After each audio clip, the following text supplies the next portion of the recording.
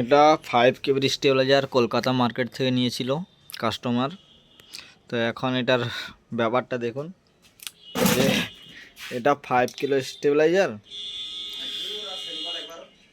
এটা হবে 2 কেবির stabiliser transformer, 3 কেবি load দিতে পারবে। অ্যালুমিনিয়াম কয়েলে বাঁধা আছে দেখতে পাচ্ছেন, যেটা আদৌ 5 কেবির নয়। অথচ পিছন দিয়ে কী লিখেছে দেখুন, ইনপুট 50 ভোল্ট, আউটপুট 220 ভোল্ট। ঠিক আছে, অ্যাম্পিয়ার দেখুন 22 অ্যাম্পিয়ার লোড নিবে, কেভিএ 5 কেভিএ, ডেট 10/25। তাও আবার এটাতে অটো কাট লাগানো ছিল না, তো আমি এখানে অটো কাটটা লাগাবো। দেখতে পাচ্ছেন auto cut kit, heavy auto cut kit আছে। ট্রানজিস্টার নাম্বারটা দেখুন 2N6292। এটা একটা হেভি অটো কাট আছে, 5 কেবির অটো কাট কিট। এখানে একটা রিলে দিচ্ছি,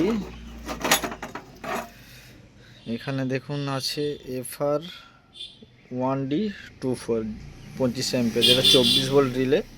তো আমার কাছে এখন 12 ভোল্ট রিলে ছিল না, সেই জন্য এটার থেকে তার কিছুটা হাফ কমিয়ে দিয়েছি, কমিয়ে এটাকে 12 ভোল্ট করলাম। দেখতে পাচ্ছেন এখানে 12 ভোল্টের যে তারটা দিয়েছে পুরোটাই অ্যালুমিনিয়াম কয়েলে বাঁধা আছে।